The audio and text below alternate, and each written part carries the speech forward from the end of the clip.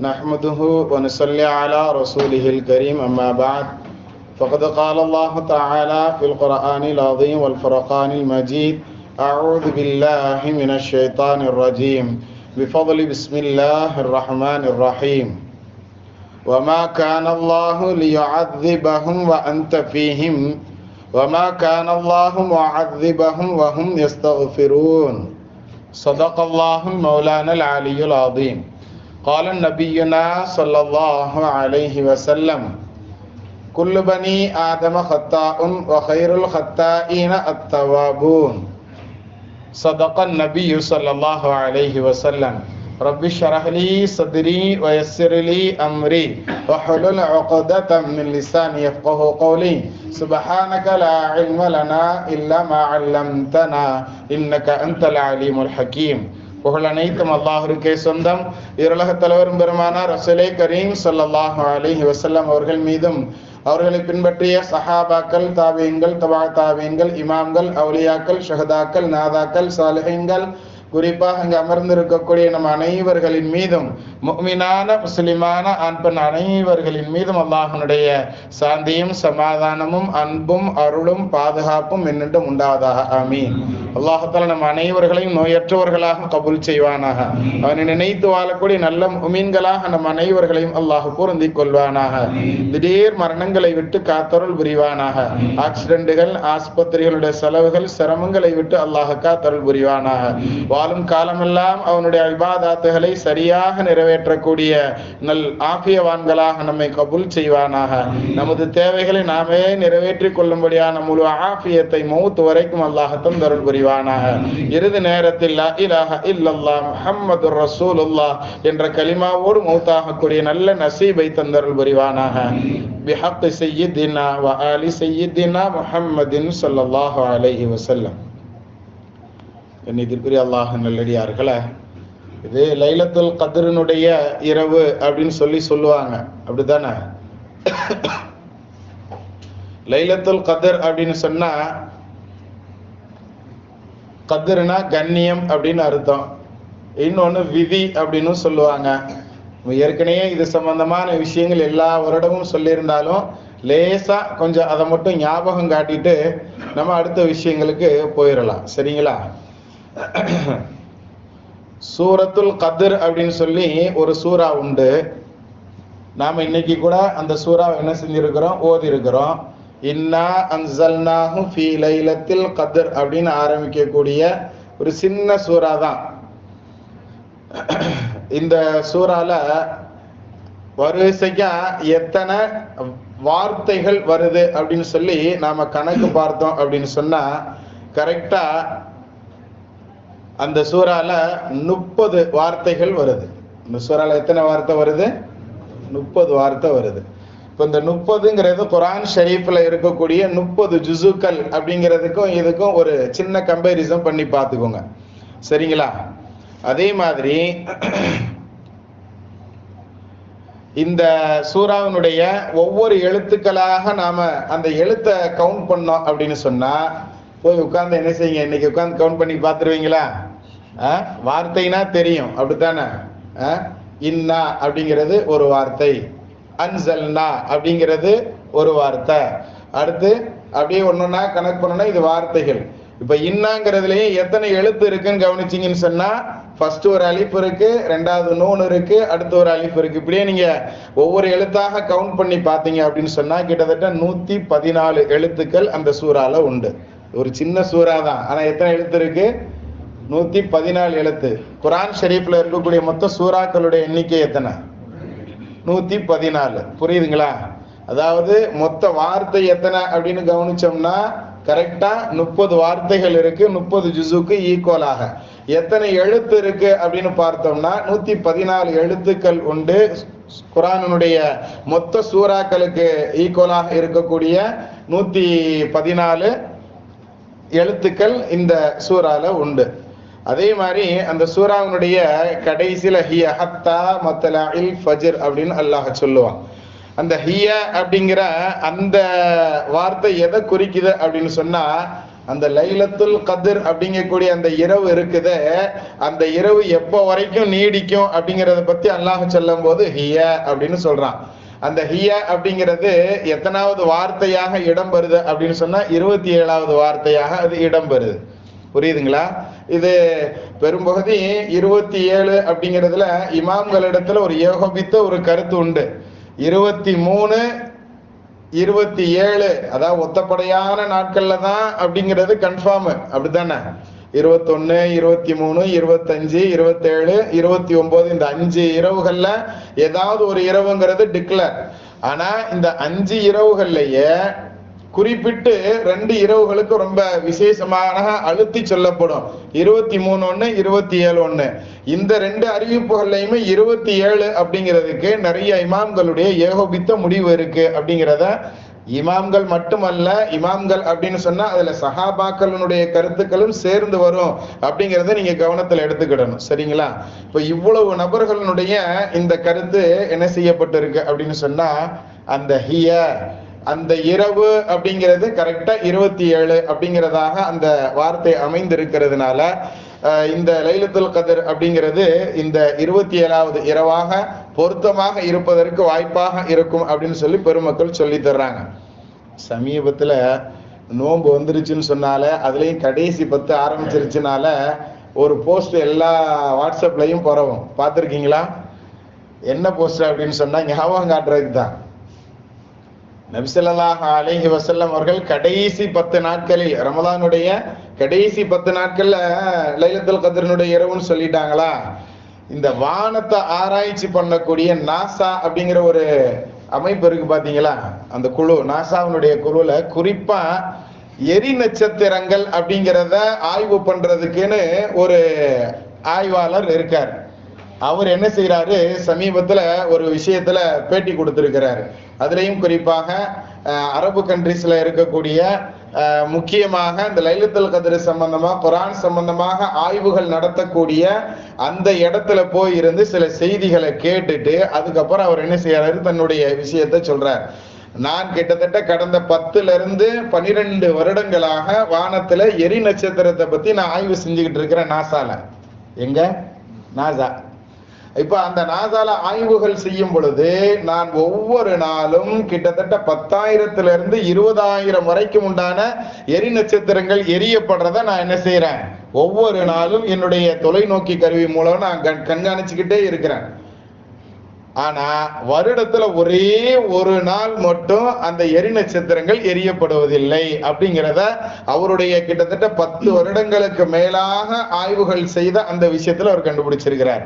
ஆனா அந்த ஒரு நாள் எதுங்கிறத நான் ஒவ்வொரு ஆண்டும் குறிக்கும் பொழுது ரமலானுடைய கடைசி 10 நாள்ல ஏதாவது ஒரு நாளாக அது இருக்கிறது அப்படிங்கிற செய்தியை அவர் ஒத்துக்கொண்டு அதை எல்லாருக்கும் மத்தியில பப்ளிஷ் பண்ணிட்டு கடைசியில என்ன செஞ்சிருக்கிறாரு, அந்த குர்ஆனினுடைய ஆய்வு மையத்துல அவர் கலிமா சொல்லி தீனுல் இஸ்லாத்துக்குள்ள வந்திருக்கிறாரு அப்படிங்கிறது சமீபத்துல வந்த பேப்பர்ல வந்த நாளேடுகள்ல வந்த செய்திகளில் ஒன்று. அது வேணும்னாலும் நம்மகிட்ட இருக்கு, காட்டலாம். கைர் அல்ஹம்துலில்லாஹ். இது எதுக்கு நாம சொல்றோம் அப்படின்னு சொன்னா, இந்த கடைசி 10 நாட்களில் ஏதோ ஒரு இரவுல தான் அந்த இது இருக்கு, குறிப்பிட்டு இந்த இரவு தான் அப்படிங்கிறது நமக்கு என்ன செய்யப்பட்டிருக்கிறது, மறைக்கப்பட்டிருக்கு. ஏன் அப்படின்னு சொன்னா, அந்த 5 இரவுகள்லையும் எல்லாரும் நல்ல விஷயங்களை செய்யணும், எல்லாரும் நல்ல விஷயங்களை அதிகமாக செய்யணும். அதே சமயத்துல அல்லாட்ட குறைந்தபட்சம் அதிகமா கையேந்தியாவது அல்லாட்ட துவா கேட்கணும். இந்த மாதிரி விஷயங்களை செய்யணுங்கிறக்காண்டி அது மறைக்கப்பட்டிருக்கு. நபி ஸல்லல்லாஹு அலைஹி வஸல்லம் நேரம் எந்திரிச்சு வருவாங்க. அதாவது இஅ்திகாஃப்ல பள்ளிவாசலுக்குள்ள கூடாரத்துல இருப்பாங்க. இப்ப நம்ம பள்ளியில கூட திரை கட்டி இருக்கோம் இல்லையா, இப்ப அந்த பக்கம் இருக்கிறவங்க இஅ்திகாஃப்ல இருக்கிறவங்க. இப்ப அது மாதிரி கூடாரத்துக்குள்ள இருந்து நபி ஸல்லல்லாஹு அலைஹி வஸல்லம் அவர்கள் வெளியே வந்து லைலத்துல் கத்ர் பத்தி அது எந்த இரவுங்கிறத குறிப்பா சொல்லி கொடுக்கறதுக்காண்டி வெளியே வருவாங்க. அப்படி வெளியே வரும்போது 2 சஹாபாக்களுக்கு மத்தியில லேசா சின்ன சலசலப்பு. 2 பேர் என்ன செய்வாங்க, கொஞ்சம் சத்தமா பேசி அவங்களுக்கு மத்தியில உண்டான ஒரு சின்ன வாக்குவாதம், ஒரு பேச்சு கொஞ்சம் முத்திருச்சு. சத்தம் அதிகமாக ஆகும் பொழுது அவங்கள சமாதானம் பண்ற விஷயத்துல நபி ஸல்லல்லாஹு அலைஹி வஸல்லம் ஈடுபடும் பொழுது லைலத்துல் கத்ரினுடைய இரவு எது அப்படிங்கறத மறந்துட்டாங்க.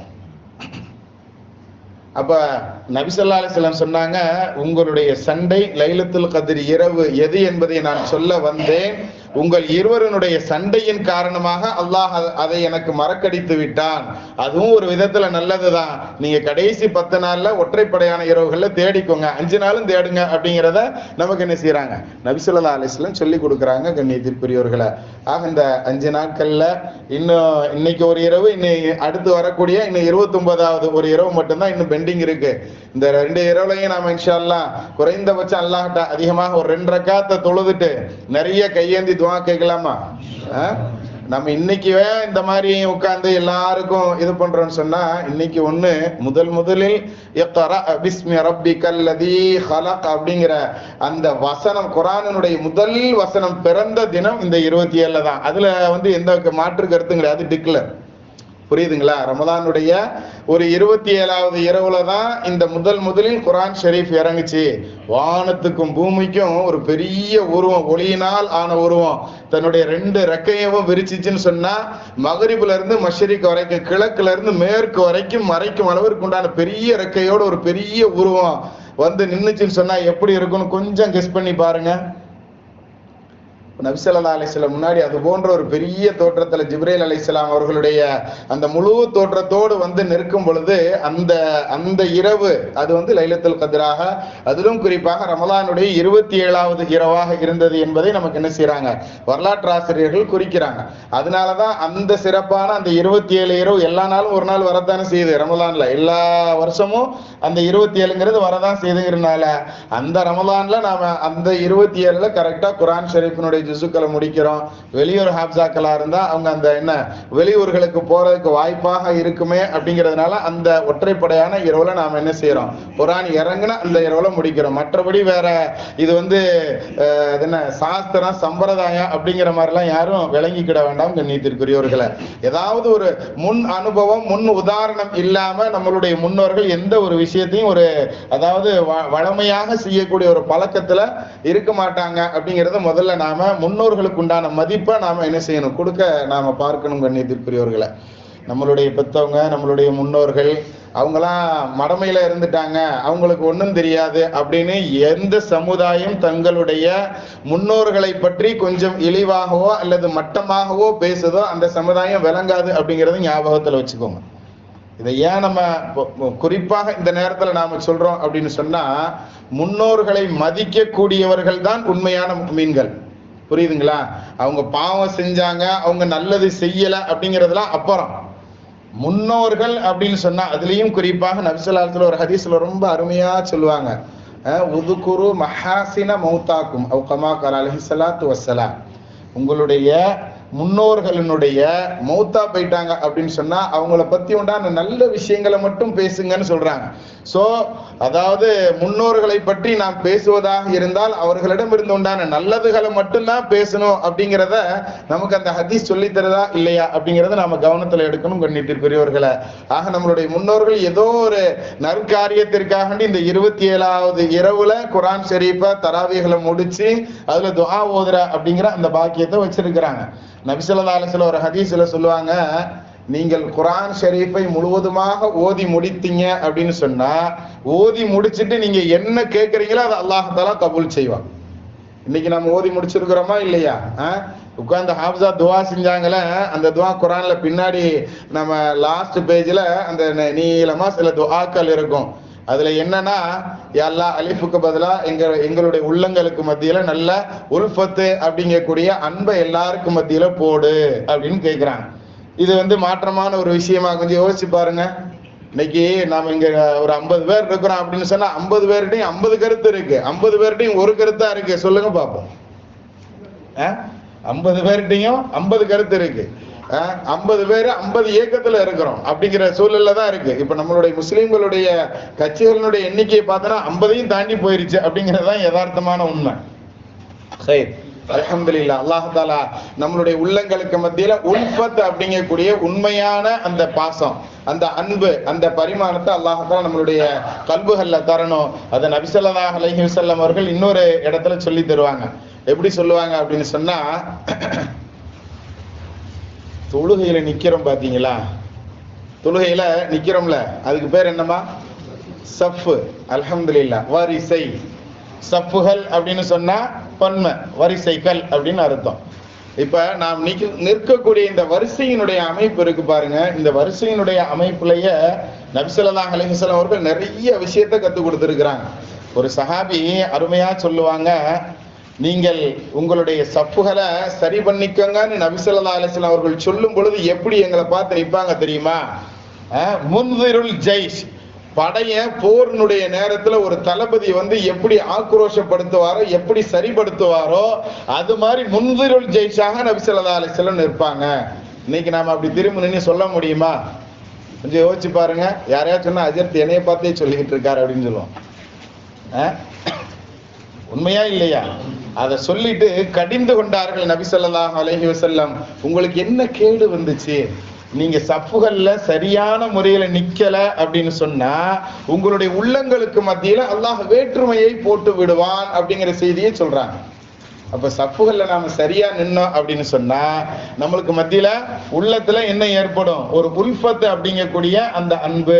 நாம இன்னைக்கு துவால என்ன கேட்டோம்? ஃபர்ஸ்ட் எல்லாம் இந்த குர்ஆன்ல எவ்வளவு அலிஃபு நாங்க ஓதுனோமோ அத்தனை அலிஃபுக்கு பதிலாகவும் எங்களுக்கு உல்ஃபத்துங்கிற அன்பை எங்களுடைய உள்ளத்துக்கு மத்தியில கொடுன்னு கேட்டிருக்கோம்.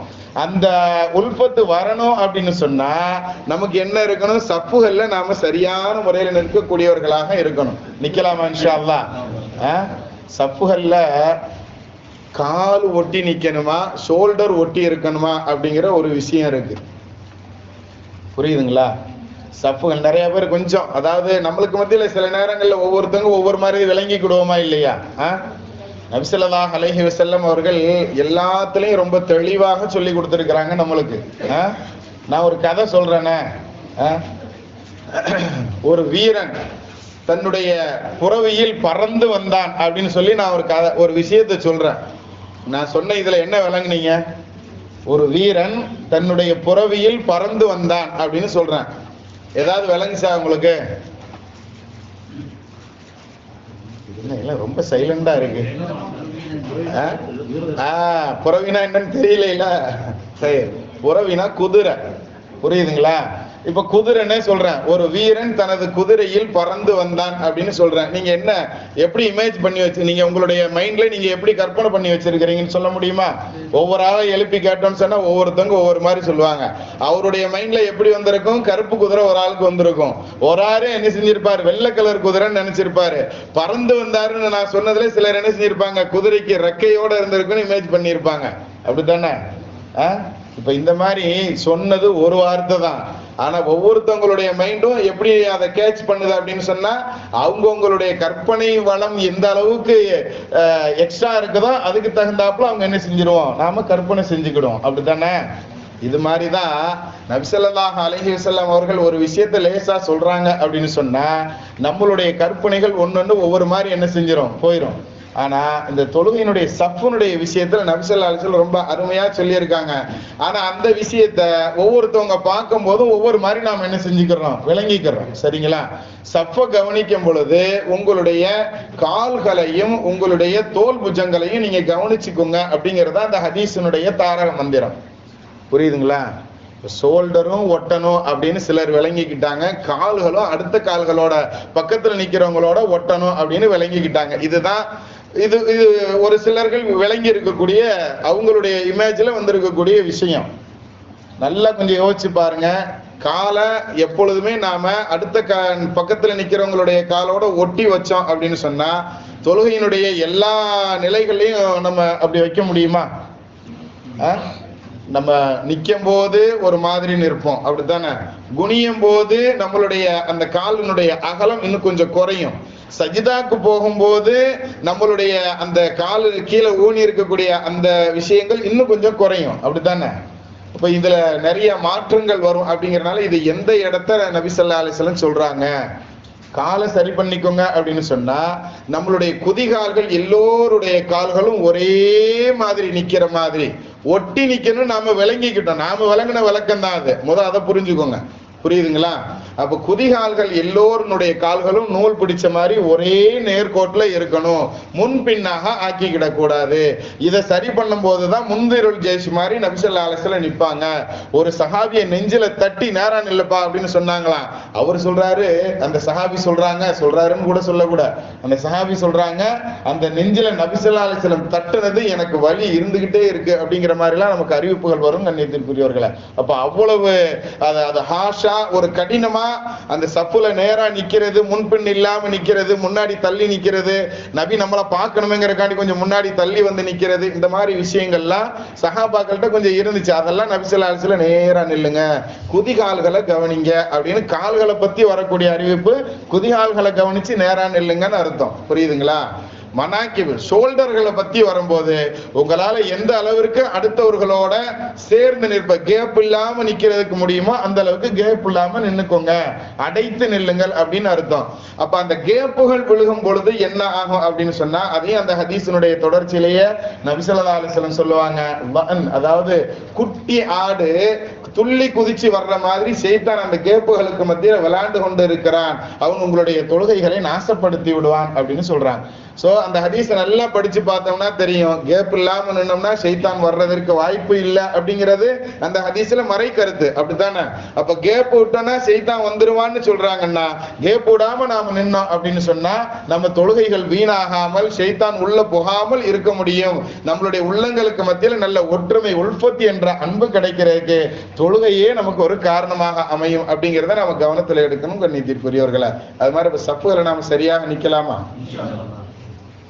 எவ்வளவுதான் சொன்னாலும் முதல் சப்புக்கு மட்டும் ஆள் வர மாட்டேங்குது, முந்தைய சப்புகளுக்கு மட்டும் வாங்க வாங்கன்னு நம்ம என்ன செய்ய வேண்டியிருக்கு, கூப்பிட வேண்டியது இருக்கு. அது என்னன்னு தெரியல.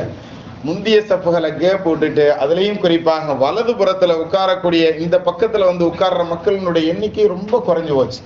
நபி ஸல்லல்லாஹு அலைஹி வஸல்லம் அவர்கள் மோதிரம் போடுறதா இருந்தா கூட வலது கையில தான் போட்டிருப்பாங்களா. நபி ஸல்லல்லாஹு அலைஹி வஸல்லம் நல்ல காரியங்கள் எதை செய்வதாக இருந்தாலும் வலது பக்கத்துல முதல் செய்வாங்க. தலைக்கு எண்ணெய் தேய்க்கிறதா இருந்தாலும் வலது பக்கத்தினுடைய தலையினுடைய பாகு முடிகளுக்கு தான் முதல்ல எண்ணெய் தேய்ப்பாங்க, வலது பக்க புருவத்துக்கு முதல் தேய்ப்பாங்க, வலது பக்க மீசைக்கு முதல் தேய்ப்பாங்க, வலது பக்க தாடிக்கு முதல்ல தேய்ப்பாங்க. அதுக்கப்புறம் தான் இடது பக்கத்துக்கு வருவாங்க. அதுக்கடுத்து இடது பக்க மீசை, அடுத்து இடது பக்க தாடி, அதுக்கப்புறம் ரெண்டு கையிலையும் எண்ணெயை தேய்ச்சி வலது பக்கத்தினுடைய தலைமுடி, அதுக்கப்புறம் இடது பக்கத்தினுடைய தலைமுடி. இப்படிதான் நபி ஸல்லல்லாஹு அலைஹி வஸல்லம் எண்ணெய் தேய்க்கக்கூடிய முறையில கூட வலது பக்கத்தை முற்படுத்தக்கூடியவர்களாக இருந்திருக்கிறாங்க கண்ணியத்திற்குரியவர்களே. ஆனா வலது பக்க சப்புகள் காலியாவே கிடக்கு, இடது பக்கம் முக்கமலாயிருது சீக்கிரம். நம்ம பள்ளியினுடைய அமைப்பும் அப்படி இருக்கு. நேரா உள்ள, அதாவது வெளியே இருந்து உதவு செஞ்சுட்டு நாம உள்ள நுழைஞ்ச உடனே நடுவுல இருந்து சப்புகள் ஆரம்பிக்கிறதுனால என்ன செஞ்சிடறாங்க, அப்படியே இடது பக்கத்தை தான் முதல் ஃபில் பண்றோம், வலது பக்கம் கடைசி வரைக்கும் நமக்கு காலியாகவே தான் இருக்கிறது. அதுலயும் கடைசி சப்ப ஆரம்பிக்கிறதா இருந்தா அந்த லாஸ்ட்ல இருந்து ஆரம்பிக்கணும் அப்படிங்கிறத நான் ரொம்ப தடவை ஞாபகப்படுத்தி இருக்கிறேன். அல்ஹம்துலில்லாஹ் இப்போ கொஞ்சம் பரவாயில்ல, நிறைய மாற்றங்கள் வருது. அல்லாஹ் தஆலா உண்மையை விளங்கி அமல் செய்யக்கூடிய பாக்கியவான்களை நம்ம கபூல் செய்வானா. ஆமீன். இன்னைக்கு நாம இந்த இரவுல டீ வருது, டீ சாப்பிடலாமா? இன்ஷா அல்லாஹ் டீ சாப்பிடுங்க, அல்லாஹ் ஹைராக்கப்பா. அப்படியே டீ வாய் வழியே உள்ள போய்கிட்டு இருந்தாலும் காது வழியே நாம சொல்ற விஷயங்களை அப்படியே லேசா கேட்டுக்கிட்டே இருங்க. ஏன்னா நம்ம சீக்கிரம் முடிச்சாதான் நாம என்ன செய்ய முடியும், அடுத்தடுத்த இன்ஃபிராதி அமல்கள், தனிமையான நாம் செய்யக்கூடிய சில விஷயங்கள் அல்லாஹுக்கு ரொம்ப பிடிக்கும். தனிமையா செய்யக்கூடிய விஷயங்கள் அல்லாஹுக்கு ரொம்ப ரொம்ப பிடிக்கும். அது பள்ளியில தான் இருந்து செய்யணுங்கிற அவசியம் எல்லாம் இல்ல. நஃபிலான இபாதாத்துகளை வீடுகள்ல போய் உட்கார்ந்து செய்யறத நபி ஸல்லல்லாஹு அலைஹி வஸல்லம் ரொம்ப விரும்பி இருக்கிறாங்க. புரியுதுங்களா? நஃபில் அப்படின்னா எதுக்கு சொல்லலாம் அப்படின்னு ஒரு கேள்வி கேட்கலாமா? நஃபிலான இபாதாத்துகள் அப்படின்னா எதுக்கு சொல்லலாம் அப்படின்னு ஒரு கேள்வி கேட்கலாமா? ஃபர்து அப்படிங்கிறது கடமையான கட்டாயமான விஷயம். புரியுதுங்களா? இத தவிர்த்து உண்டான மத்த எல்லாமே நஃபிலாத்துகள்ல வந்துடும் அப்படிங்கறத நீங்க விளங்கிக்கணும். புரியுதுங்களா? இப்ப ஒரு ஃபர்ல் இல்லாத ஒரு நோன்பு பிடிக்கிறீங்க அப்படின்னு சொன்னா, இப்ப அந்த நோன்பு சுன்னத்தா நஃபிலான்னு குழம்பவே வேண்டாம், நஃபிலான நோன்பை நோட்கிறேன் அப்படின்னு முடிவு பண்ணிருங்க, ஈஸியா போயிடும். வந்து இப்ப பள்ளிக்குள்ள வர்றீங்க, உள்ள உது செஞ்சுட்டு உள்ள வர்றீங்க, 2 ரக்காத்து நஃபில் தொழுகிறேன் அப்படின்னு நியத்து வச்சுட்டீங்கன்னு சொன்னா புரியுதுங்களா? வந்த உடனே நீங்க 2 ரக்காத்து நஃபில்னு மட்டும் நீங்க கோட் பண்ணா போதும். இன்ன நஃபில் அப்படின்னு குறிக்காம 2 ரக்காத்து நஃபில்னு நீங்க கோட் பண்றீங்கன்னா அதுல தஹஜ்ஜத், அதாவது பள்ளிக்குள்ள வந்தோடனே தஹியத்துல் மஸ்ஜித்னு ஒண்ணு இருக்கா. தஹியத்துல் மஸ்ஜித்னா என்ன? மஸ்ஜிதினுடைய காணிக்கை. அந்த காணிக்கை 2 ரக்காத்தும் கிடைச்சிரும். புரியுதுங்களா? நீங்க வந்த உடனே அது மாதிரி 2 ரக்காத் நஃபில்னு தக்பீர் கட்டும் போது ஃபஜ்ருடைய முன் சுன்னத் நீங்க தொழுகாம இருந்திருந்தீங்கன்னு சொன்னா அந்த முன் சுன்னத்தினுடைய தொழுத அந்த நன்மை உங்களுக்கு கிடைச்சிரும். புரியுதுங்களா? இப்ப நஃபிலான இபாதத்துகளை நாம இந்த மாதிரி நாம நஃபில் அப்படிங்கிறத விளங்கிக்கிடணும். அதே மாதிரி ஃபர்து அப்படிங்கிறது ஒண்ணு அப்படின்னா அதை தவிர்த்து இருக்கக்கூடிய மற்ற இபாதாத்துகள் எல்லாமே நஃபிலான வணக்கங்கள் தான் தொழுகையில. இதே மாதிரிதான் ரமதானுடைய காலத்துல நாம பிடிக்கக்கூடிய நோன்பு மட்டும்தான் ஃபர்து. இந்த நோன்பு அல்லாத மற்ற நோன்புகள் எல்லாமே நஃபில்னு நாம என்ன செய்யலாம், நியத் வச்சுக்கிடலாங்கிறத சுருக்கமாக உங்களுடைய நீங்க விளங்கிக்கிறதுக்காக ஒரு விளக்கத்துக்கு தர்றேன். ஹைர், அல்ஹம்துலில்லாஹ். இன்னைக்கு நாம சொல்ல வந்ததனுடைய செய்தி, இந்த இரவுல அதிகமாக நாம பெற வேண்டியது அல்லாஹ்கிட்ட இருந்து மன்னிப்பு தான். அல்லாஹ்கிட்ட இருந்து மன்னிப்பு தான் நாம அதிகமாக பெறணும். கண்ணியத்திற்குரியவர்களை, அல்லாஹ் மன்னிச்சுட்டான் அப்படின்னா போ உனக்கெல்லாம் எங்க கேள்வி கேட்டாலும் நீ தாங்க மாட்டே, நீ போ அப்படின்னு சொல்லுவான் பாருங்க. அந்த மாதிரி லிஸ்ட்ல வந்துடணும். நம்ம நின்று கேள்வி கேட்க ஆரம்பிச்சுட்டான் அப்படின்னு சொன்னா நம்மளாம் தாங்க மாட்டோம்.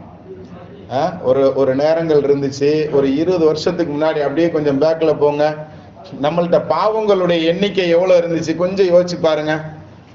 இப்ப 45 வயசுல இருக்கோம்னா அப்போ ஒரு 20-25 வயசுக்கு முன்னாடி கொஞ்சம் போயிட்டோம் அப்படின்னா நம்மளாம் வாலிபர்களாக இருந்தோம். அப்படித்தானே? வாலிபர்களாக இருந்த அந்த நேரத்துல நம்மளுடைய மைண்ட் எல்லாம் எப்படி இருந்துச்சுன்னா முத்தம் கொடுத்துட்டா குழந்தை உண்டாயிருங்கிற லெவல்ல தான் நம்மளுடைய பால் உணர்வுகள் இருந்தது. அப்படித்தானே? ஆனா இப்போ உள்ள சூழ்நிலை எப்படி அப்படின்னு சொன்னா, டெக்னாலஜி வளர்ந்துருக்குது, பிள்ளைகளுடைய கையில நாம மொபைல்கள் கொடுத்துருக்கிறோம். இதனுடைய சூழல்கள்ல பாவங்கள் அதிகரிப்பதற்கு உண்டான ஒரு பெரிய சூழல்ல தான் நாம இந்த காலத்துல இருந்துகிட்டு இருக்கிறோம். கண்ணியத்திற்குரியவர்களை, நம்மளுடைய பால் உணர்வுகளை தூண்டுறதுக்கு உண்டான எல்லா விதமான அம்சங்களும் இந்த காலத்துல கொட்டி கிடக்குது, இலவசமா கிடக்குது. அதுக்கு நாம மாசம் 350 ரூபா ரீசார்ஜ் வேற நாம என்ன செஞ்சுக்கிட்டு இருக்கிறோம், கொடுத்துக்கிட்டு இருக்கிறோம். எந்த ஒரு சின்ன சின்ன விஷயங்களாக இருந்தாலும் கூட எல்லாத்தையும் நம்ம காசு கொடுத்து தான் நம்ம என்ன செஞ்சுக்கிட்டு இருக்கிறோம், வாங்கி கொண்டு இருக்கிறோம். ஆனா இவ்வளவு பாவத்தையும் அல்லாஹ்தால ஒன்னொன்னா நோண்ட ஆரம்பிச்சான்னு சொன்னா எப்படி இருக்குன்னு கொஞ்சம் யோசிச்சுப்பாங்க.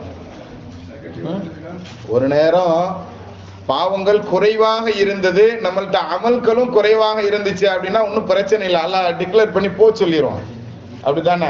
இந்த காலத்துல நம்மள்ட்ட பாவங்கள் மூட்டை மூட்டையா சேர்த்து வச்சிருக்கிறோம். ஆனா நம்மள்ட்ட அமல்கள் அப்படிங்கிற நல்ல விஷயங்கள் ரொம்ப குறைஞ்சிக்கிட்டே இருக்கு. அப்படித்தானே? ஒரு நேரத்துல நாங்க இன்னைக்கு மகரிபுக்கு அடுத்து கூட பேசிக்கிட்டு இருந்தோம், நானும் ப்ரொஃபஸரும் பேசிக்கிட்டு இருந்தோம். ஆதி காலத்துல இருந்ததை விட இப்ப இளைஞர்கள்லாம் நிறைய தொழுகை வந்துட்டாங்க, ரொம்ப சந்தோஷமான விஷயம் அப்படின்னு சார் சொன்னாங்க. நல்ல விஷயம்தான் ஜி. ஆனா ஆதி காலத்துல இருந்தவங்க கொஞ்சமா தொழுதாலும் கொஞ்சமா இபாதத்துகள் செஞ்சாலும் தக்குவா அப்படிங்கக்கூடிய அந்த இறையச்சம் நிறைய அவங்கள்ட்ட நாம பார்க்க முடியுது. சின்ன ஒரு விஷயம்னா கூட அல்ல அடிப்பான்ப்பா, செய்யக்கூடாதுப்பா அப்படின்னு நம்மளை தடுத்தாங்க. இன்னைக்கு நாம செய்யக்கூடிய ஒவ்வொரு விஷயங்களிலையும் அது போன்ற தக்குவாக்கள் இருக்குதா அப்படின்னு சொல்லி பார்த்தோம் அப்படின்னு சொன்னா அது ஒரு கேள்விக்குறியாகத்தான் இருக்கிறது. கண்ணியத்திற்குரியவர்கள, நாம தொழுகக்கூடிய தொழுகைகள்ல, நாம் செய்யக்கூடிய நல்ல விஷயங்கள்ல, நாம கொடுக்கக்கூடிய தான தர்மங்கள்ல, நாம் நடத்தக்கூடிய நிறுவனங்கள்ல நாம் எந்த அளவிற்கு உண்மையாக இருக்கிறோம் அப்படிங்கிறத நாம கவனத்துல எடுக்கணும். கண்ணியத்திற்குரியவர்கள, நம்மள்ட்ட பாவம் மூட்டை மூட்டையா இருக்கு. ஆனா அல்லாஹ் ஒன்னொன்னையும் நோண்டி நோண்டி கேள்வி கேட்க ஆரம்பிச்சான்னா எப்படி இருக்குங்கிறத கொஞ்சம் யோசித்து பாருங்க. அதனாலதான் நான் அந்த காலத்துல இருந்த பாவமும் இந்த காலத்துல இருக்கக்கூடிய பாவமும் எவ்வளவு டிஃபரெண்டா இருக்கு அப்படிங்கறத கொஞ்சம் அதாவது கம்பேர் பண்ணி பாருங்கிறதுக்காண்டி தான் நான் சொல்லி காட்டுறேன் உங்களுக்கு. அப்ப இவ்வளவு பாவங்கள் அதிகமாக இருக்கக்கூடிய இந்த காலத்துல நம்ம கொஞ்சம் நல்ல விஷயங்களை நிறைய செய்யணும். குறைஞ்சபட்சம் நல்ல விஷயத்தை செய்யாட்டிலும் பாவமாவது செய்யாம இருக்கணும், குறைச்சிக்கிடணும். அதுவும் முடியல, நம்மளை அறியாமலே நம்மளை நிர்பந்திச்சு பாவங்களை செய்ய வைக்கக்கூடிய சூழல்களையும் இருக்கிறோங்கிறதையும் நாம தெரிஞ்சுக்கிட்டோம். அப்ப நாம அல்லாஹ்ட்ட அதிகமா மன்னிப்பு தானே கேட்கணும். அப்ப ரப்பு மன்னிக்கணும் அப்படிங்கக்கூடிய அந்த விஷயம் ரொம்ப பெரிய விஷயம். ஆனா அல்லாஹ் மன்னிக்கணும்னா நீ என்கிட்ட மன்னிப்பு கேளு அப்படின்னு சொல்றான். அல்லாஹ் என்ன சொல்றான்? நான் உன்னை மன்னிக்கணும் அப்படின்னு சொன்னா மன்னிப்பு கேளு அப்படிங்கிறான் அல்லாஹ். அந்த நாம் தலைப்புல ஓதி காட்டின வசனம் ரொம்ப அருமையான சின்ன வசனம் தான். வமா கானல்லாஹு லியுஅذிபஹும் வ அன்த ஃபீஹிம். டீ சாப்பிட்டீங்களா எல்லாரும்? நானும் டீ சாப்பிட்டுக்கலாமா?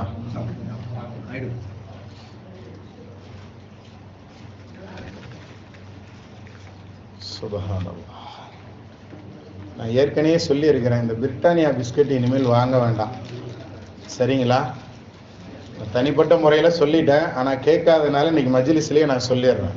பிரிட்டானியா அப்படிங்கிறது பெரும்பகுதி பெயரை குறிப்பிட்டு சொல்லக்கூடாது, நம்ம இருந்தாலும் சொல்ல வேண்டிய ஒரு நிர்பந்தத்தில் இருக்கிறோம். பிரிட்டானியா அப்படிங்கிறது அதில் கொடுத்துருக்கிற கோட் வேர்டை நீங்கள் எடுத்து நீங்கள் டைப் பண்ணி பார்த்தீங்க அப்படின்னு சொன்னால் அதில் நான் மிருகத்தினுடைய கொழுப்பு சேர்க்கிறேன் அப்படிங்கிறத டிக்ளேர் பண்ணி எழுதியிருக்கிறான். என்ன மிருகம் அப்படிங்கிறத நம்மளுக்கு என்ன செய்யலை, அவன் அங்கே தெளிவாக போடலை. அதை நல்லா இன்னும் நெட்டில் போய் ஆராய்ந்து பார்த்ததுல அதில் பன்றியினுடைய கொழுப்பு தான், வேற எந்த கொழுப்பு சீப்பாக கிடைக்கும் அப்படிங்கிறத அவன் என்ன செய்கிறான், மென்ஷன் பண்ணுறான். கண்ணியத்திற்குரியவர்களை, கடைசியில் நம்ம மெயிலெலாம் போட்டு விசாரித்து பார்க்கும்போது உனக்கு விருப்பம்னா சாப்பிடு, இல்லைன்னா விட்டுட்டு போகணும் அசால்ட்டாக சொல்கிறான். இப்போ அவனுடைய கம்பெனிகளை நாம் ஏன் வாங்கணும்? நான் ஏற்கனவே ஃபோன் பண்ணியும் தகவல் சொல்லியிருந்தேன். பிரிட்டானியா பிஸ்கட்டு சென்ற வருடமும் சொல்லியிருக்கிறேன், ஞாபகம் காட்டியிருக்கிறேன். சரி, ஹைர், அல்லாஹ் ஹைராக்கி வைப்பான். இனி வர்ற ஆண்டுகளில் நீங்கள் கவனிச்சுக்கிடணும். அல்லாஹ் தஆலா இந்த அதாவது புனிதமான இந்த மாதிரி நேரங்களில் கூட இந்த மாதிரி இந்த ஹலாலான விஷயங்கள்ல நம்ம சின்ன சின்ன விஷயங்களையும் தேடணும். இது இல்லைன்னா இதுக்கு மாற்று வழி எவ்வளோ பிஸ்கட் வந்திருக்கு. அது என்னது சன்ஃபிஸ்ட் அப்படிங்கிறவங்க போட்டுக்கிட்டு இருக்கிறான். அதில் நம்ம தேடி பார்த்ததுல இந்த மாதிரி இல்லை, அது தாவர கொழுப்பு அப்படின்னு சொல்லி அவங்க என்ன செஞ்சுருக்கிறாங்க, வெஜிடபிள் அப்படின்னு சொல்லி நம்மளுக்கு மென்ஷன் பண்ணியிருக்கிறாங்க. இப்போ இந்த மாதிரி நம்ம சாப்பிடக்கூடிய சின்ன சின்ன விஷயங்களிலும் கூட நாம் என்ன செய்யணும், ஒன்னொன்னாக தேடணும். வேற வழி இல்லை. ஏன்னா இந்த காலம் நம்ம சொன்ன பாருங்க, நம்மளை அறியாமல் நாம் பாவம் செய்வதற்கு உண்டான சூழல்கள்ல நம்மளை என்ன செஞ்சுக்கிட்டே இருக்கிறாங்க, நம்மளை புஷ் பண்ணிக்கிட்டே இருக்கிறாங்க. நம்மளை அறியாம நம்ம இது பாவம்னே தெரியாமலாம் நிறைய செஞ்சுக்கிட்டு இருக்கோம். அப்ப இந்த மாதிரி விஷயங்கள் எல்லாம் நோண்ட ஆரம்பிச்சானா எப்படி இருக்கும், கொஞ்சம் யோசிச்சு பாருங்க. அப்ப நம்ம இந்த மாதிரி உண்டான சூழல்கள்ல இருந்து நம்மை நாம் தற்காத்துக் கொள்வதற்கு நாம் அல்லாஹ்கிட்ட அதிகமாக மன்னிப்பு கேட்பதற்கு நாம் என்ன செய்யணும், முயற்சிகள் செய்யணும். கண்ணியத்திற்குரியவர்களை, அந்த மன்னிப்பை பத்தி அல்லாஹ் தஆலா இந்த வசனத்துல சொல்லும் போது ரொம்ப அருமையாக ஒரு செய்தியை சொல்லுவான். வமா கானல்லாஹு லியுஅذிபஹும் வ அன்த ஃபீஹிம். நபியே, நீங்கள் அவர்களோடு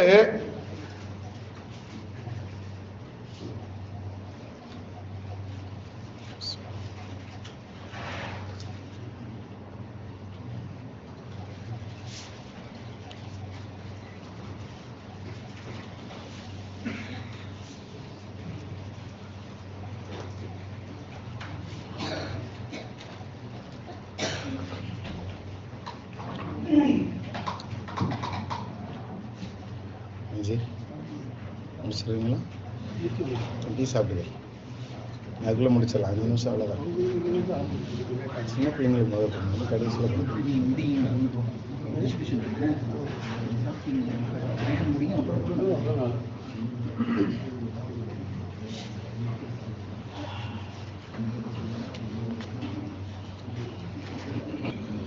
அல்ஹம்துலில்லாஹ். கண்ணியத்திற்குரியவர்களை,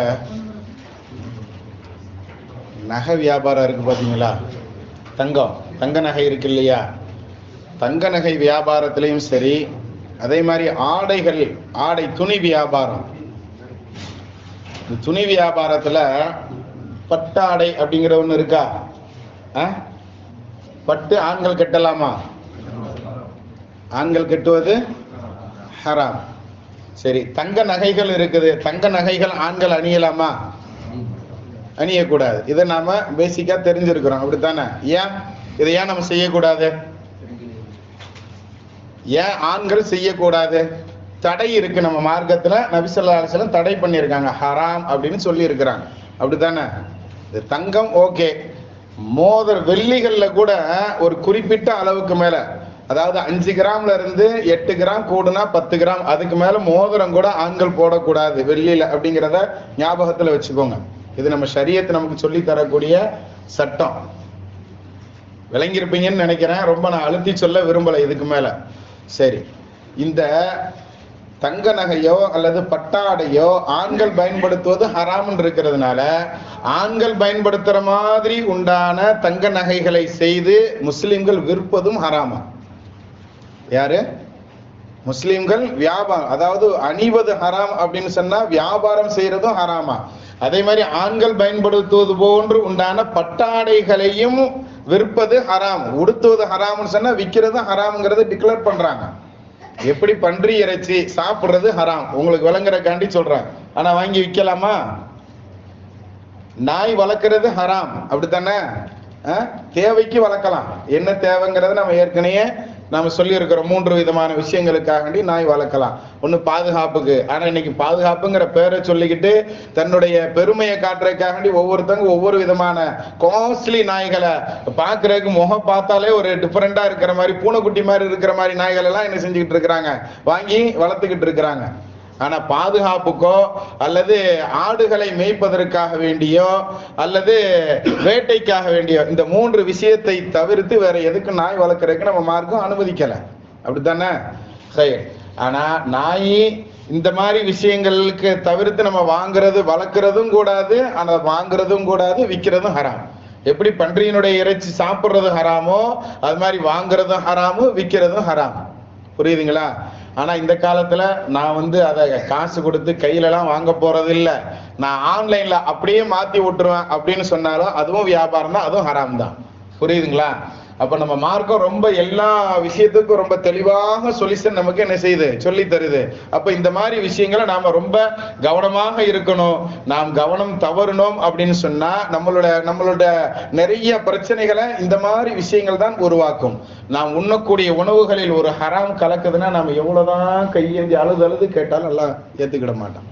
நாம எவ்வளவுதான் அழுது கேட்டாலும் அல்லாஹ் அதை கபூல் செய்ய மாட்டான். அப்படிங்கறத நாம கவனத்துல வச்சுக்கிடணும். கண்ணியத்திற்குரியவர்களை, சரி வாங்கக்கூடாது, விற்க கூடாது, யாருக்காவது அன்பளிப்பு செய்யலாமா?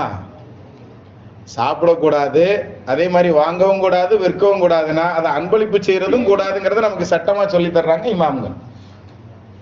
அப்ப இந்த மாதிரி உண்டான விஷயங்களை நாம் இன்ஷா அல்லாஹ் கவனமாக இருக்கலாமா? அல்லாஹ் தஆலா இதுவரைக்கும் நாம் செய்துவிட்ட பாவங்களை மன்னிப்பானாக. இனிமேல் நாம் பாவங்களை செய்யாமல் இருப்பதற்கு அவனே பொறுப்பேற்றுக் கொள்வானாக. அல்லாஹ் தஆலா நம்மளை ஒவ்வொரு சின்ன சின்ன விஷயங்களும் வழி தவறாமல் அவனே நம்மளை காத்தருள் புரிவானாக. அது ரொம்ப பெரிய ரொம்ப கஷ்டம்லாம் இல்லை, ரொம்ப ஈஸி தான். 2 ரக்காத்து தொழுகையை பத்தி நபி ஸல்லல்லாஹு அலைஹி வஸல்லம் சொல்லுவாங்க. ஈமானம் வஹ்திசாபன் அப்படின்னு சொல்லி ஹதீஸ்ல வரும். மன் காம ஃபீ லைலத்துல் கத்ர், யார் லைலத்துல் கத்ரினுடைய இரவில் ஈமானம் வஹ்திசாபன் 2 ரக்காத்து தொழுகைய முழு நம்பிக்கையோடும் தன்னால் முடிஞ்ச அளவு பேணுதலோடும் எவர் தொழுகுவாரோ ஊஃபிர லஹு மா தகத்தம மின் தம்பிஹி, அவருடைய முன் சென்ற பாவங்களை எல்லாம் அல்லாஹ் மன்னிச்சிடுறேன்னு சொல்றான். இன்னும் சில ஹதீஸ்கள்ல இப்படி வார்த்தை வரும், அவருடைய முன் பாவங்களையும் அல்லாஹ் மன்னிச்சிடறான், பின் பாவங்களையும் மன்னிச்சிடறான் அப்படின்னு சொல்லி வரும். இனிமேல் செய்ய போற பாவம் என்ன நம்மளுக்கே தெரியாது, ஆனா அல்லாஹ்க்கு தெரியும் இல்லையா? ஆனா அந்த ஹதீஸிற்கு விளக்கம் சொல்லக்கூடிய பெருமக்கள் அழகான ஒரு விளக்கத்தை சொல்லி தருவாங்க. எப்படி விளக்கம் சொல்லுவாங்க அப்படின்னு சொன்னா, முன் சென்ற பாவம்னா நாம செஞ்சதை மன்னிச்சிருவான், இனிமேல் செய்யக்கூடிய பாவம் அப்படின்னு சொன்னா இனிமேல் நாம பாவம் செய்யாம நம்மள அல்லாஹ் பாதுகாப்பான் அப்படிங்கறத நமக்கு பெருமக்கள் விளக்கம் சொல்றாங்க. சரிங்களா? அப்ப நாம ஒரே ஒரு 2 ரக்காத்துனாலும் அது மாதிரி நம்ம வாழ்க்கையில தொழுது இருக்கிறோமா அப்படிங்கறத நம்ம கவனத்துல எடுக்கணும். நம்மளுடைய பாவங்கள் மன்னிக்கப்படுறதுக்கு இதெல்லாம் சின்ன சின்ன விஷயங்கள் சொல்றேன். ஒது செய்யறோம் இல்லையா, நாம செய்யக்கூடிய ஒது, ஒருவர் முகத்தை கழுகும் பொழுது, ஒருவர் வாயை கழுகும் பொழுது, இமாமுல் ஆலம் அபூ ஹனீஃபா ரஹ்மத்துல்லாஹி அலைஹி ஒரு மனுஷரை கூப்பிட்டு சத்தம் போட்டாங்களாம், எப்பா உன்னுடைய தாயை நீ பேசுறன்னா என்ன சத்தமா திட்டுற, நீ உன்னுடைய தாய் இடத்துல ரொம்ப அதிகாரமாக நடந்துக்கிற, அந்த விஷயத்தை நீ குறைச்சுக்கோ அப்படின்னு அந்த மனிதரை கூப்பிட்டு கண்டிச்சாங்களாம். நான் செய்யறது உங்களுக்கு எப்படி தெரியும் அப்படின்னு அவர் கேட்டாராம். நீ வாய் கழுகுன அந்த தண்ணி வடிகிறதுல அல்லாஹ் எனக்கு காட்டி கொடுக்குறான், நான் முகத்தை கழுகும் பொழுது நீ தவறான பார்வை நீ பார்த்திருக்கிற, அதை கொஞ்சம் சரி பண்ணிக்கோன்னு சொன்னாங்களாம். இது மாதிரி ஒவ்வொரு விஷயங்களை பார்த்துட்டு யாரப்பே அடுத்தவர்களுடைய குறையெல்லாம் என் கண்ணுக்கு தெரியுது, எனக்கு இந்த கஷ்புங்கிற இந்த ஞானத்தை எனக்கு நீக்கிறன்னு துவா செஞ்சுட்டாங்களாம் அல்லாஹ்ட்ட. ஏன்னா அடுத்தவர்களுடைய குறை நம்ம கண்ணுக்கு தெரியுது அப்படின்னு சொல்லி அவங்களுடைய அதாவது அது அவங்களுடைய தரஜாவை நம்மளுக்கு காட்டுது. அவங்க அதுக்கப்புறம் அவங்களுக்கு அந்த இது தெரியல. ஆனா நபி ஸல்லல்லாஹு அலைஹி வஸல்லம் அவர்கள் ஒரு ஹதீஸ்ல சொல்றாங்க, ஒருவர் ஒது செய்வதற்காக வேண்டி வந்து நின்று ஒது செய்ய ஆரம்பிச்சாரு அப்படின்னு சொன்னா, அவர் முகம் கழுகும் பொழுது அந்த முகத்தினால் ஏற்பட்ட எல்லா பாவங்களும் கழுகப்படுகிறது. அவர் கை கழுகிறார் அப்படின்னு சொன்னா, கை கழுகும் பொழுது அவர் கையினால் ஏற்பட்ட பாவங்கள் அழிக்கப்படுகிறது. காலை கழுகும் போது காலினால் ஏற்பட்ட பாவங்கள் அழிக்கப்படுது அப்படின்னு சொல்றாங்கன்னா, ஒது செய்யறதுல கூட நம்மளுடைய பாவங்கள் கழுகப்படுகிறது. நம்ம மேல்படையா நமக்கு முகங்களை நம்மளுடைய உடம்ப நாம கழுகி சுத்தம் படுத்துறோம். ஆனா நம்மளுடைய உள்ரங்கமான பாவங்களும் அதன் மூலம் அழிக்கப்படுகிறதுங்கிறது நமக்கு ஹதீஸ் சொல்லுதா இல்லையா? ஆனா நம்ம உது செய்யும் போது அந்த எண்ணங்களோட நாம உது செய்யறோமா? அந்த மாதிரி எண்ணங்களோட, யாரப்போ நான் இனிமேல் இந்த பாவங்கள் என்கிட்ட நடக்காம நீ காப்பாத்து அப்படின்னு நம்ம என்ன செய்யணும்? உது செய்யணும். அதே மாதிரி 2 ரக்காத்து தொழுகக்கூடிய தொழுகையாக இருந்தாலும் அந்த ஈமானம் வஹ்திசாபன், ஈமான்னா முழு நம்பிக்கையோடு, இஹ்திசாபன் சொன்னா முடிஞ்ச அளவு பேணுதலோடு. புரியுதுங்களா? இதுதான் நான் கடைசி தொழுகை, இதுதான் எனக்கு கடைசி தொழுகை, இனிமேல் தொழுகிறதுக்கு எனக்கு வாய்ப்பு கிடைக்குமோ இல்லையோ தெரியல. அந்த மாதிரி ஒரு சூழல்ல நாம நின்று தொழுகிற போது எப்படி இருக்குமோ நம்மளுடைய தொழுகை, அது மாதிரி உண்டான இந்த தொழுகைக்கு அப்புறம் நான் மூத்தா போயிருவேன் அப்படின்னு சொன்னா நமக்கு கடைசி அந்த 2 ரக்காத்து நமக்கு எப்படி இருக்கும்? கழுத்துல ஒருத்தன் வந்து கத்திய வைக்கிறான், கடைசி அப்பா எனக்கு 2 ரக்காத்து தொழுகிறதுக்கு வாய்ப்பு கொடுக்கு கேட்கிறோமா? அப்படி கேட்டுட்டு நாம 2 ரக்காத் தொழுதோம்னா அந்த நேரத்துல இறைவனுடைய பயம் நம்மளுடைய உள்ளத்துல எப்படி இருக்கும்? ரப்பே எப்படியாவது இந்த முசீபத்து பிடிச்சவனுங்க இருந்து நீ தூக்கிடு அப்படின்னு துவா செய்வோமா இல்லையா? அப்ப அந்த மாதிரி உண்டான இறையச்சத்தோடு நம்மளுடைய எல்லா தொழுகையும், குறிப்பா ஏதாவது ஒரு 2 ரக்காத்து, ஒரே ஒரு 2 ரக்காத்து அப்படி இருந்துச்சுன்னு சொன்னா நம்ம அல்லாட்ட இருந்து லேசா நாம என்ன பண்ணிடலாம்? அல்லாட்ட மன்னிப்பு வாங்கிட்டு சொர்க்கம் போயிடலாம். கண்ணியத்திற்குரியவர்களே, அப்படிப்பட்ட பாக்கியவான்களாக அல்லாஹ் நம்மை கபூல் செய்வானாக. நாம் சொன்ன இந்த தலைப்பு ஆயத்தை மட்டும் சொல்லி நான் முடிச்சுக்கிறேன். வமா கானல்லாஹு லியுஅذிபஹும் வ அன்த ஃபீஹிம், நபியே அவர்களோடு நீங்கள் இருக்கும் காலமெல்லாம் அவர்களை அல்லாஹ் அழிக்க மாட்டான், அதாபு செய்ய மாட்டான், வேதனைப்படுத்த மாட்டான் அப்படின்னு அல்லாஹ் சொல்றான். அல்லாஹ் என்ன செய்ய மாட்டானா, நபி ஸல்லல்லாஹு அலைஹி வஸல்லம் அவர்கள் உயிரோடு இருக்கும் வரைக்கும் என்ன செய்ய மாட்டானா, அந்த நேரத்துல மக்கள் இருக்கக்கூடிய உலக மக்களை அல்லாஹ் தஆலா அதாபு படுத்த மாட்டான் அப்படின்னு அல்லாஹ் வாக்குறுதி தர்றான்.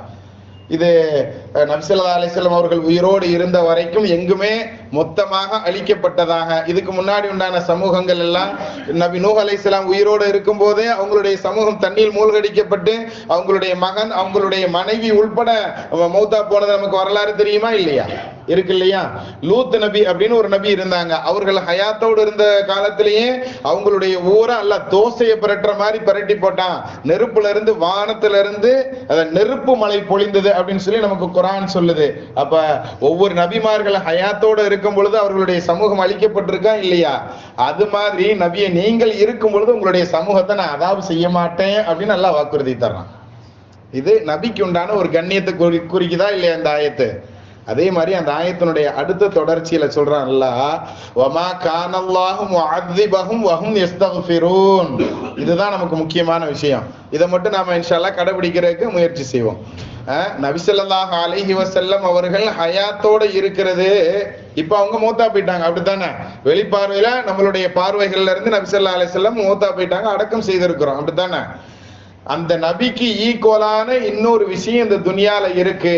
அந்த விஷயத்தை நாம் செய்யும் காலமெல்லாம் அல்லாஹ் நம்ம அதாப் செய்ய மாட்டான் அப்படின்னு சொல்லி நமக்கு என்ன செய்யறான்? அல்லாஹ் குர்ஆன் ஷரீஃப்ல அந்த ஆயத்துல வாக்குறுதி தர்றான்.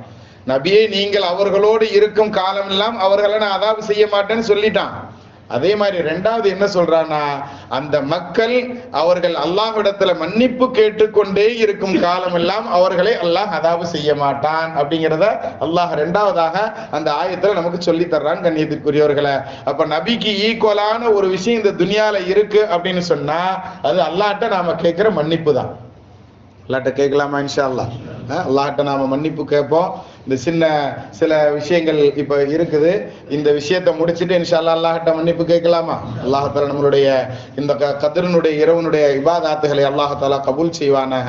பிஹக்கி சய்யிதினா வ ஆலி சய்யிதினா முஹம்மதின் ஸல்லல்லாஹு அலைஹி வஸல்லம்.